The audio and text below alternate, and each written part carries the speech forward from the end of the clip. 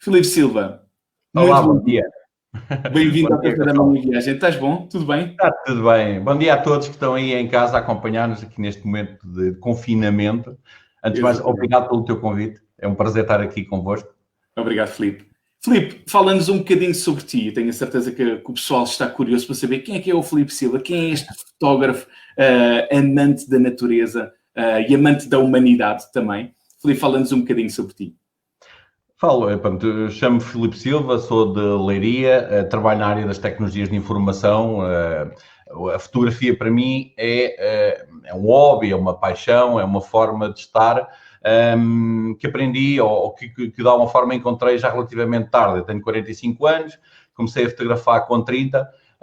Um belo dia fui em trabalho para os Açores, pedi uma pequena câmara fotográfica, fui daqui para os Açores, isto em 2004, tinha eu 30 anos. Peguei na câmara fotográfica e gostei tanto da experiência de fotografar que nunca mais parei. Em 2004, Açores, 2005 investi fortemente em formação, em de alguma forma aprender a fotografar e conheci uma série de pessoas, organizei algumas pequenas atividades, conheci pessoas e em 2005 uma das pessoas que eu conheci, o meu grande amigo Gonçalo Duque, de alguma forma convidou-me para ingressar numa viagem em África, na Namíbia, com um grupo de fotógrafos espanhóis. Essa viagem acabou por não acontecer nos moldes em que estava previsto inicialmente. A viagem foi anulada porque não havia inscrições suficientes, mas nós estávamos com aquela pica de ir para a África e dissemos, nós vamos. Eles não vão, mas nós vamos. Organizámos tudo. Ele tinha estado na Costa Rica, eu nunca tinha estado em lado nenhum, a não ser nos Açores. E basicamente dois miúdos com 30 e pouquitos anitos pegam nas mochilas, sem nenhuma experiência de viagem, alugam um 4x4 na Namíbia e durante 3 semanas fizeram 6.900 km no meio do mato, sem GPS, com mapas, a bater mato, a ver espécies, a encontrar habitats.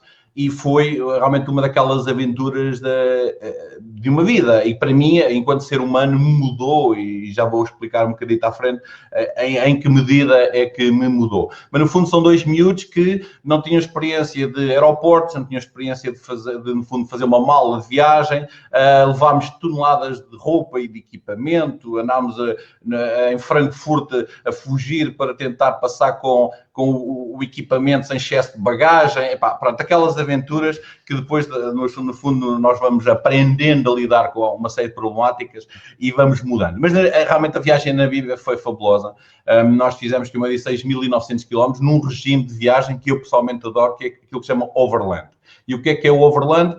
É a utilização de um veículo, um 4x4 normalmente, para que em autonomia, o que é autonomia? É conseguir dormir, conseguir cozinhar, ter combustível, ter água, para de uma forma livre percorrer um território, explorar um território.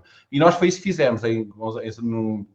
Durante 3 semanas fomos para o deserto, fomos para a Costa dos Coletes, estivemos a norte nos Imbas, atravessámos a Namíbia de uma ponta à outra, entramos na Zâmbia, fomos às Cataratas Vitória, entramos pelo Botsuana, fizemos o delta do Okavango, uma série de aventuras, conhecemos pessoas, fomos assaltados por um bando de macacos, o Gonçalo chegou cá com uma cicatriz na testa porque levou o murro, foi agredido por um macaco. É daquelas coisas surreais, em que nós chegamos ali e dizemos, isto é o que nós queremos fazer, isto é aquilo que nós víamos na televisão e é aquilo que, é explorar, é sentir-nos livres, é conhecer o mundo e, acima de tudo, encontrar pessoas que nós olhamos para elas e dizem, estas pessoas são felizes, com nada.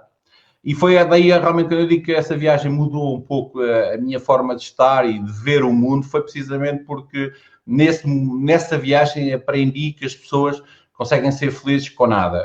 Estive no norte da Namíbia, com os Imbas, com a tribo do Imba, e chegar a uma cidade como Opuo, no norte da Namíbia, onde nós chegamos a um supermercado e tu tens pessoas vestidas com calças da Levi's e vês pessoas tribais, Imbas, completamente vestidos com o seu, no fundo, com a sua tanga, não é? E porque fazem questão de preservar a sua identidade.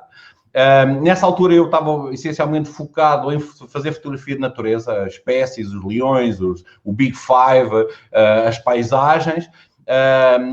Vim da Namíbia e iniciei um percurso que me levou a percorrer um conjunto de países pela Europa, voltei à África uma série de vezes, América do Sul, Ilhas Falkland, atrás de animais, basicamente atrás de espécies, habitats, e fui conhecendo pessoas. E a uma dada altura, aquilo que era o meu projeto inicial, que era um projeto chamado Sobreviventes, que deu origem a uma exposição de fotografia, para preservar espécies e habitats, eu de repente comecei a perceber que por trás das espécies e dos habitats havia pessoas que têm uma identidade, uma cultura e que necessitavam de ser, de alguma forma, cuidadas e preservadas. Por causa desse assunto, eu sei que tu eras uma pessoa um bocado tímida e tiravas fotografias às pessoas a 200 metros de distância. Era isso.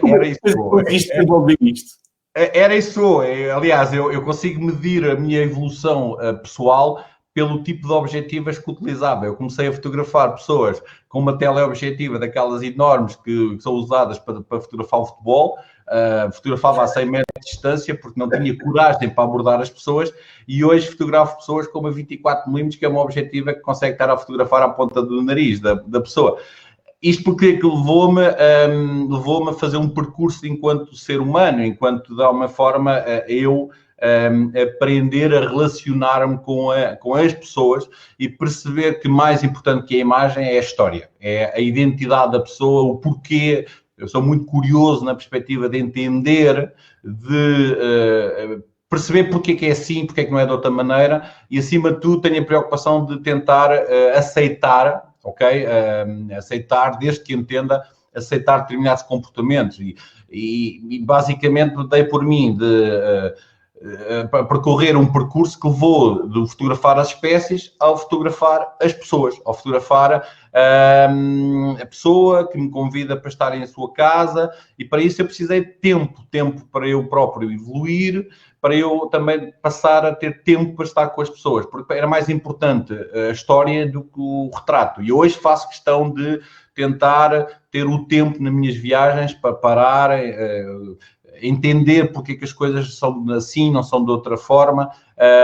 Tenho percorrido algumas zonas mais inóspitas do planeta, para fotografar ainda algumas tribos e algumas culturas que estão muito ameaçadas. Estive na Etiópia, no Val do Omo, a fotografar um conjunto de tribos, e foi aí que eu realmente percebi que nós, enquanto turistas, enquanto viajantes, estamos a destruir o mundo.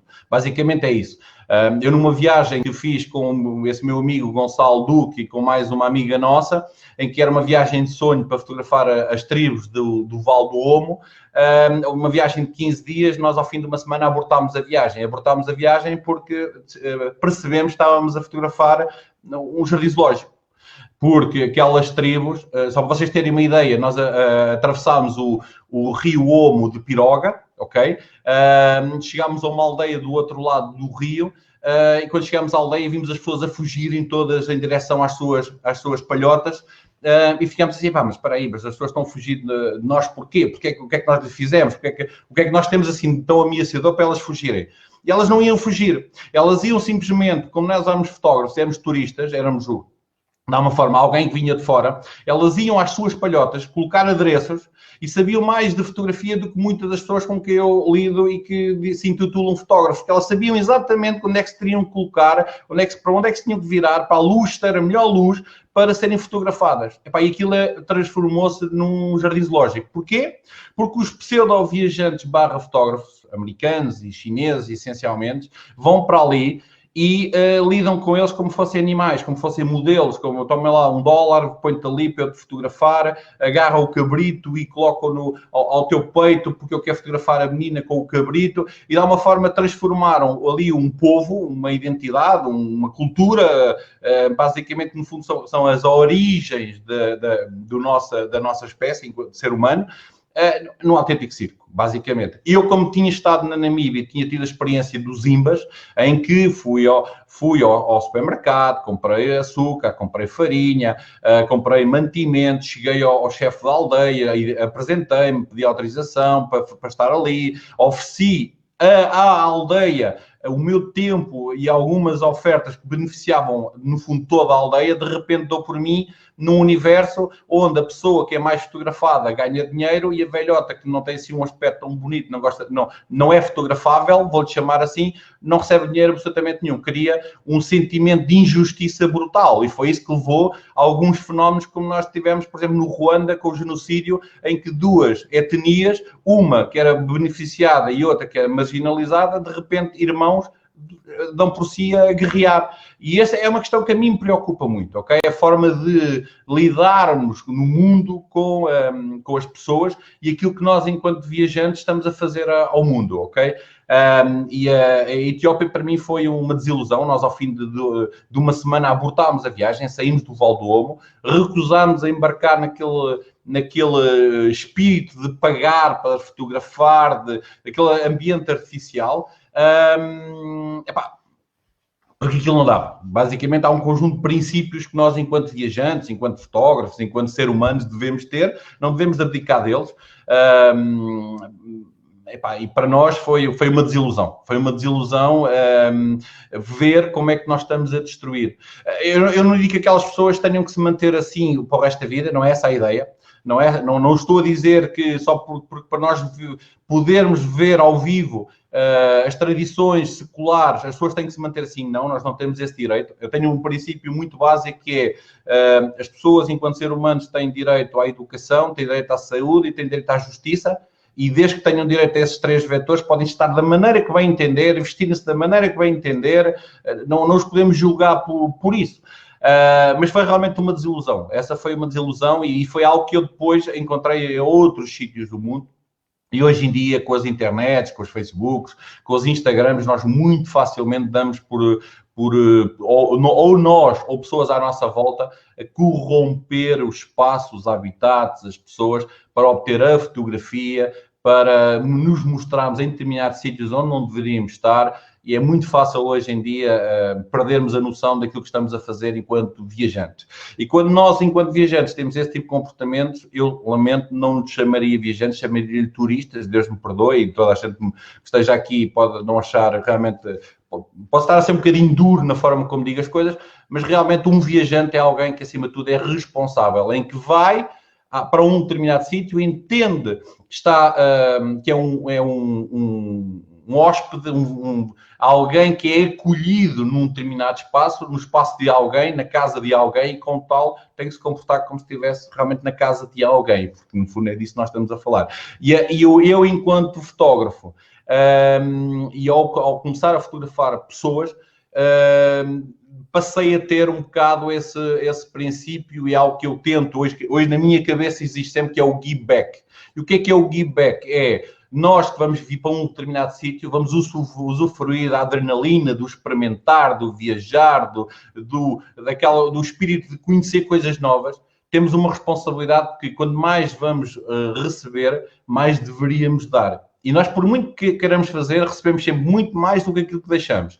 E então esse espírito do give back e do fotografar pessoas levou-me a me preocupar em fazer qualquer coisa com aquelas imagens. E com as imagens aqui em Portugal, normalmente vou às escolas, tenho amigos meus que são professores, me convidam para ir às escolas, com as imagens mostrar aos miúdos o mundo, mostrar as culturas, mostrar as diferenças, mostrar que nem todas as pessoas são brancas, que há outras cores, nem todas as pessoas se vestem com calças de ganga, há outras formas de se vestir, nem todas as pessoas comem batatas fritas no McDonald's, há outras comidas. No fundo, é mostrar aos miúdos aquilo que é, e eu digo aos miúdos porque já o fiz em prisões, já o fiz em escolas, pronto, em museus, pronto. Basicamente é através das nossas histórias, e estamos aqui todos a partilhar hoje um momento em que estamos basicamente a ouvir falar de histórias, as nossas histórias podem servir como influenciadores de comportamentos nos outros. Influenciadores positivos, levá-los a preservar, levá-los a cuidar. Há uma expressão que é: nós só podemos cuidar daquilo que conhecemos. E de uma forma, esse give back No meu caso, foi através da fotografia. Mas, por outro lado, também achei que isso não era suficiente. Então, passei, de alguma forma, a envolver-me em algumas viagens humanitárias. Estive no Burkina Faso e no Togo, com uma ONG espanhola, a fazer operações na área da pediatria, da ortopedia. Integrei uma equipa de logística e, basicamente, fui preparar um hospital de campanha para que um conjunto de cirurgiões espanhóis e um conjunto de anestesistas e enfermeiros fossem durante uma semana fazer operações na área da ortopedia. E no Togo conheci realmente uma realidade fascinante. Eu estava numa cidade a norte do Togo chamada Dapaong, e em Dapaong, basicamente a polícia não anda armada, é uma cidade que tem igrejas cristãs, tem mesquitas muçulmanos. E eu andava ali e via os muçulmanos e os cristãos juntos e um mercado espetacular. Eu estava a fazer a logística todos os dias de manhã, às 7 da manhã ia para o terreno, para o mercado. Nunca comi tanta banana na minha vida, porque eu chegava ao pé de cada senhora, comprava uma banana, e no dia a seguir comprava outra banana, e no fundo para me aproximar delas, e ao fim de 3 ou 4 dias, no início ninguém me deixava fotografá-las, ao fim de 4 ou 5 dias ainda andava à pancada para eu as fotografar, e andava a ver quem é que era mais fotografado.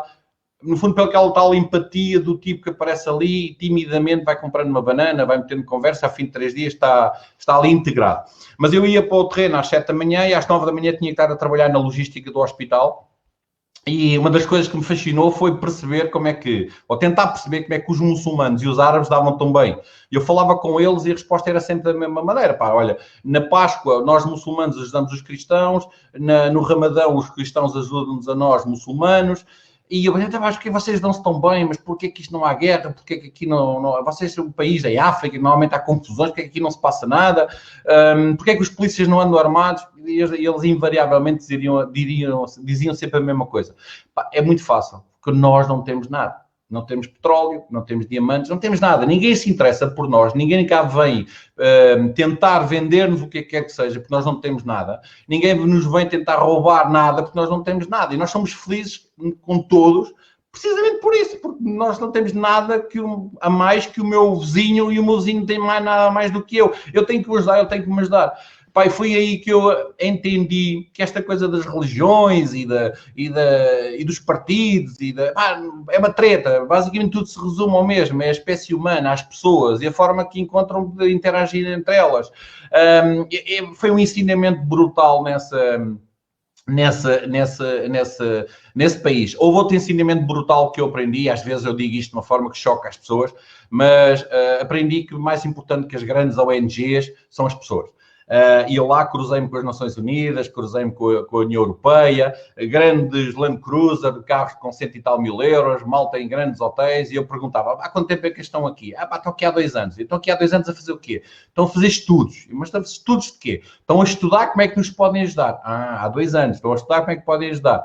E depois eu olhar para uma equipa de médicos espanhóis que vão lá 2 vezes por ano nas suas férias, e durante um mês, uma semana de cada vez que lá vão, fazem a diferença entre 30 a 40 pessoas que são operadas, que têm ali naquelas pessoas a oportunidade de ter uma mudança de vida. É uma coisa surreal.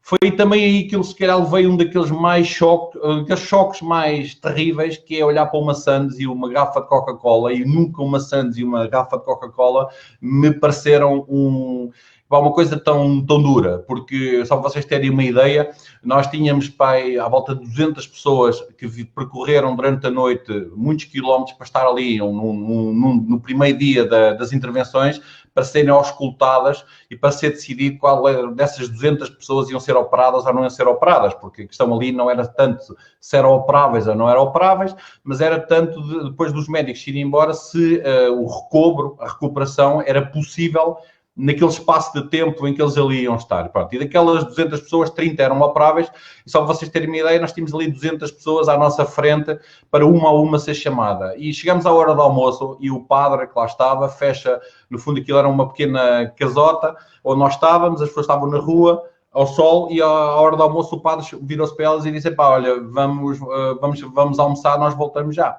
E fecham a porta e dão-nos um saquinho com 2 Sands, 2 Coca-Colas para cada um de nós. e olhar para aquela comida e olhar para as pessoas que estavam do lado de fora, nunca uma Sandes me pareceu uma coisa tão pecaminosa, porque no fundo era eu estar a alimentar-me e ter 200 pessoas do outro lado que não tinham comida.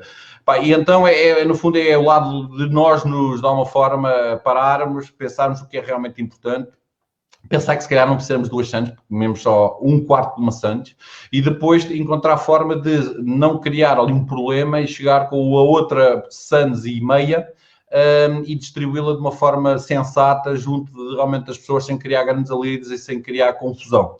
E isso leva-me depois a uma outra questão que é para mim a forma que encontramos para ajudar, ok? E a importância das ONGs, a importância das pessoas, aquilo que poucas pessoas com poucos recursos conseguem fazer grandes obras e ONGs com muitos recursos não fazem obra alguma. Pronto, isso leva-nos aqui quase a uma tese de mestrado, mas realmente foi uma experiência de vida que depois repeti em Angola com o grupo missionário aqui de Leiria, que é o grupo missionário Ondjoieto, que fazem um trabalho fabuloso no terreno. Tem uma região enorme no Gungo, no sul de Angola, e conseguiram fazer uma obra espetacular, envolver as pessoas, levá-las a trabalhar, levá-las a evoluir enquanto sociedade com nada, basicamente com nada. E ali, só para vocês terem uma ideia, eu tive 15 dias nessa missão a documentar os 10 anos do projeto, e para mim nunca um parafuso me fez tão... nunca dei uma importância tão grande como eu, por exemplo, precisar de um parafuso para ajudar a reparar um carro e não o ter, ou uma ferramenta, ou um pedaço de arame, porque ali basicamente não há nada. Foi se calhar também ali em Angola, e Angola para mim é daqueles países que nunca me seduziu, Luanda, aquelas confusões, aquelas histórias que nos chegam aqui às notícias, e quando me convidaram para ir a Angola, eu disse assim, Angola, mas porquê Angola? Há tanto país espetacular no mundo e em África, está bem, mas nós temos que ir lá, queremos que tu vás fotografar. E ok, eu fui, e conheci um povo maravilhoso. E mais uma vez voltamos à história. Os povos não são os países. Os países, normalmente, a gente não são os políticos, é as cidades. Eu gosto de ir ao terreno, ao underground, ao mato, ao podre, como o meu amigo Gonçalo diz. E para mim é ir falar com as pessoas, sujar-me, comer o que elas comem, dormir onde elas dormem. E conheci um povo espetacular. O Gungo, o povo do Gungo é fabuloso. O grupo missionário Ondjoieto, lá em Angola, tem feito um trabalho espetacular, não dá nada a ninguém, basicamente não dá peixe, dá-lhes uma cana, ensina-os a pescar. Eu vi pessoas construírem as infraestruturas. Ok, pessoal, vamos dar uma formação sobre este tema. Vocês vêm de manhã, vêm trabalhar aqui para a nossa horta e à tarde nós damos de formação para vos pagar aquilo que vocês fizeram de manhã. Ou seja, basicamente mudaram uma comunidade. Foi lá que eu conheci realmente as pessoas mais espetaculares. Só para vocês terem uma ideia, eu conheci, se calhar, uma das pessoas que para mim é inspiradora. Chegámos a uma aldeia e ouvimos assim, um aglomerado enorme de gente e vimos assim uma clareira no meio das pessoas. E está ali uma clareira, o que é que ali é? E chega lá e estava uma rapariga que tinha e tem uma doença que levou a que ela não conseguisse andar, que basicamente arrasta-se, ela ajoelhada no chão, arrasta-se, e aquela miúda queria muito ser mãe. E não descansou enquanto não foi mãe. E então é, se calhar, a mãe e a filha mais inspiradora que eu conheço, porque nós olhamos para aquelas duas e a cumplicidade e a felicidade que elas têm são uma coisa, a mim me deixa sempre com o coração a bater a 1000 a hora, porque para mim eu olho para aqueles olhares, para aquele sorriso e vejo duas mulheres, a mãe e a filha, que é uma miúda com 8 anos, felicíssimas. E aquela mulher teria tudo para ter uma vida amargurada, para desistir, para dar uma forma a se queixar ou culpar a vida de ter sido madrasta, mas não, ela olha para aquilo como, no fundo, a possibilidade de ser feliz porque queria uma filha, tem uma filha e elas têm uma história de vida fabulosa. E mais uma vez, a história do ser feliz com nada. Basicamente, nós somos felizes quando temos o último iPhone. Aquela mulher é feliz porque tem uma filha que, de alguma forma, todos os dias a faz sentir-se viva, ok? Que a faz sentir-se bem e a faz sentir-se mulher, apesar da sua condição física. E basicamente é isso que nós É aquilo que eu acho que nós, viajantes, somos uns privilegiados, é realmente não percebermos a benesse que temos em poder viajar e a responsabilidade que temos para ir a determinados sítios e, de alguma forma, partilhar as nossas experiências, porque nós também devemos partilhar. Eu, por exemplo, em Angola, eu tinha pequenas reuniões com os jovens, com os casados, explicar como é que é ser jovem em Portugal, como é que é viver numa relação em Portugal, perceber as diferenças.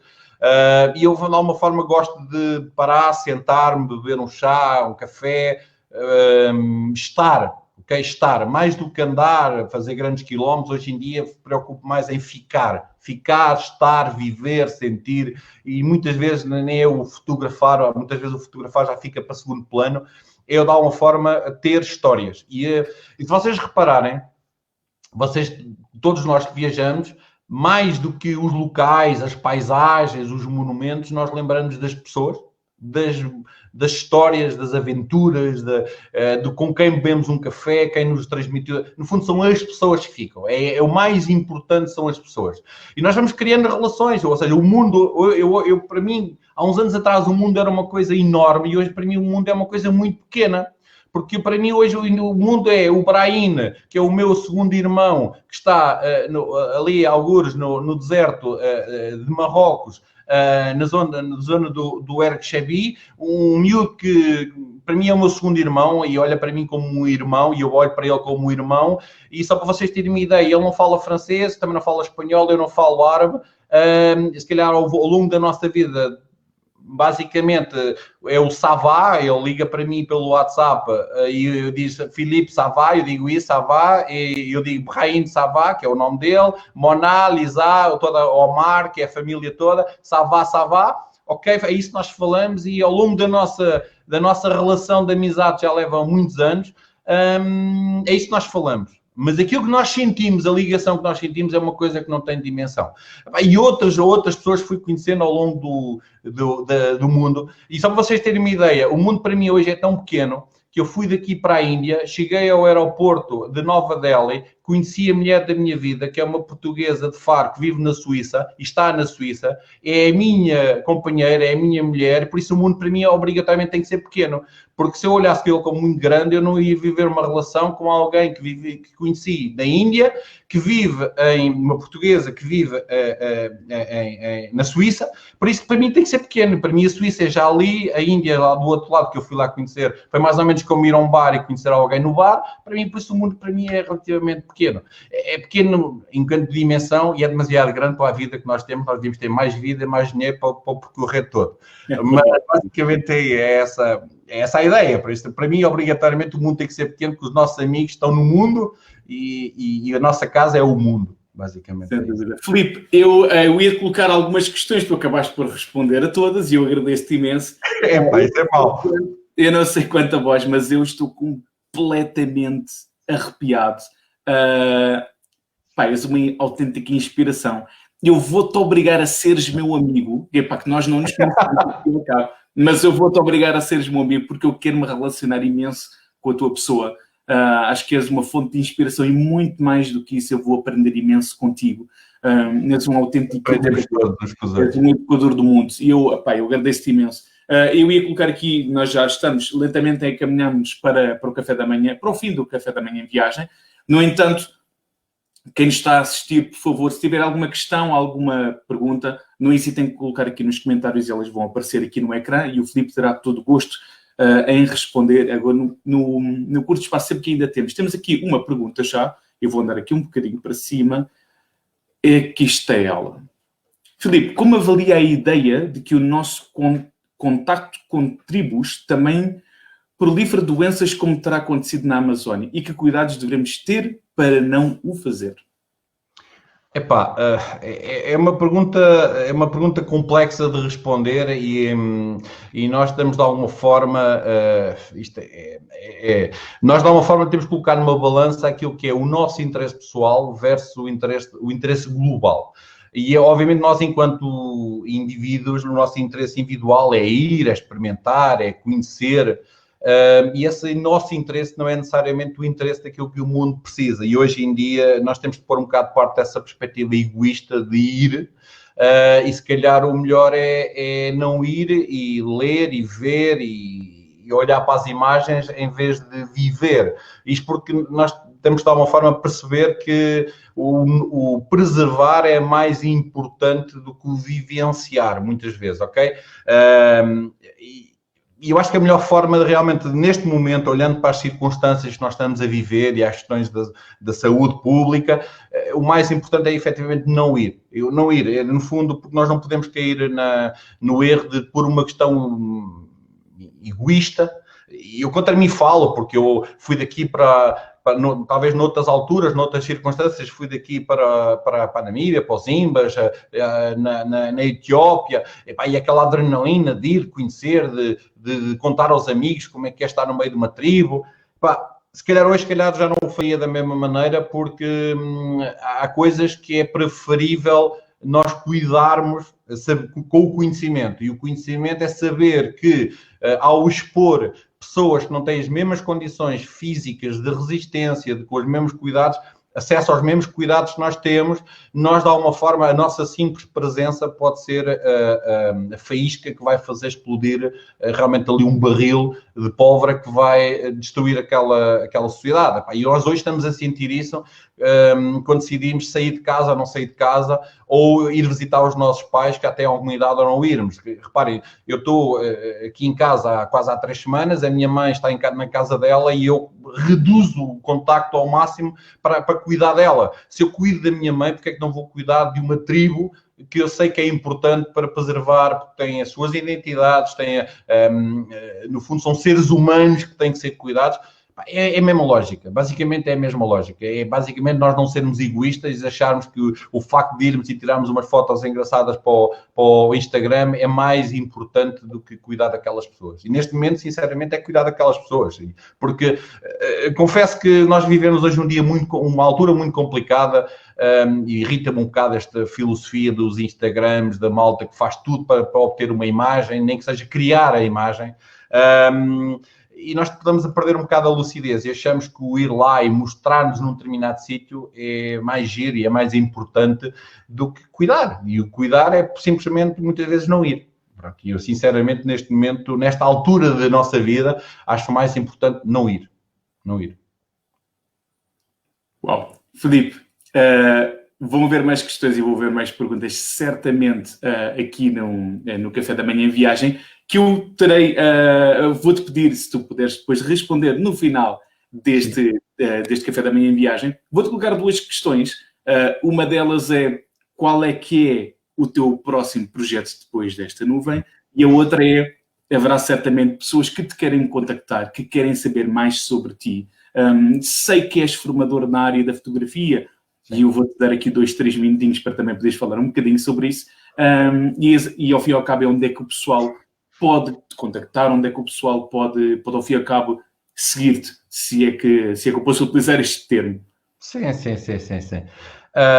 Pronto, é assim, eu sou formador na área da fotografia porque quando nós fazemos algo com paixão, temos aquela tendência de partilhar, e então ao longo do tempo foram-me questionando como é que podiam fazer imagens parecidas, ou como é que poderiam utilizar a câmara, ou como é que poderiam viajar para determinados sítios. Então, de alguma forma, quando dei por mim, estava a dar formação em fotografia, estava a organizar também algumas viagens a Marrocos e outros sítios, estava a dar formação na área do socorrismo, porque estou ligado, no fundo, a esta questão depois da médica, e foi, de alguma forma, uma consequência de fazer algo que faço com paixão, ok? Foi a forma que eu encontrei de partilhar também para as pessoas à minha volta conhecimento. Basicamente foi isso, foi retribuir com o conhecimento. Em relação à questão de me seguir, pronto, eu tenho a minha página no Instagram, tenho a minha página no Facebook, depois podes partilhar eventualmente os contactos, tenho a minha página, o meu website, tenho o e-mail, estejam perfeitamente à vontade para me mandar mensagens. Eu não sou daquele tipo de viajantes que vai para um país e está ligado ao telemóvel a publicar imagens. Eu normalmente publico imagens depois de vir. Não estou a mostrar onde é que estou a comer, não estou a mostrar onde é que estou a dormir. Tenho meia dúzia de imagens minhas em determinados sítios, porque, não é isso. Eu estar agarrado ao telemóvel num determinado sítio é estar a perder minutos ou segundos preciosos para poder estar ali a viver. e a conhecer e falar com pessoas. Por isso, eu não sou o tipo, sou informático, mas não sou realmente o tipo das redes sociais, não consigo. Eu vou daqui, o ano passado estive no Vietnã, levei 2 câmaras de filmar, levei uma série de equipamento, tendo sempre comigo equipamento para trás para a frente, e vai e volta, e não filmo, não utilizo o equipamento porque não consigo ter esse espírito de, em tempo real, mostrar o que é que estou a comer ou a viver. Epá, não. Gosto mais de falar e estar aqui a tagarelar, e estava aqui o resto da manhã ou do dia a falar, emociono-me, e uma vez em Castelo Branco comecei às 9 da manhã e algures da meio da palestra, uma senhora interrompeu-me, uma velhota, e disse, desculpe lá interromper, mas sabe, já tenho 70 anos e já é 00:30 e eu tinha só uma pergunta para fazer antes de me ir embora. E 00:30! Pronto, foi isso, então para ver o estilo da coisa. Pronto. Mas é isso, basicamente podem me seguir por essas redes sociais, podem mandar e-mails, estejam perfeitamente à vontade. Eu vou colocar já de seguida na descrição deste vídeo. Filipe, quero-te agradecer por tudo. Obrigado. Pelos ensinamentos que tu partilhaste hoje connosco. Foi fantástico. Não hesitem em colocar todas as questões e todas as perguntas. O Filipe, no final do Café da Manhã em Viagem, terá todo o gosto em responder. Mais uma vez, Filipe, foi um prazer e vamos sem dúvida ficar em contato. Um grande abraço. Bom dia para todos.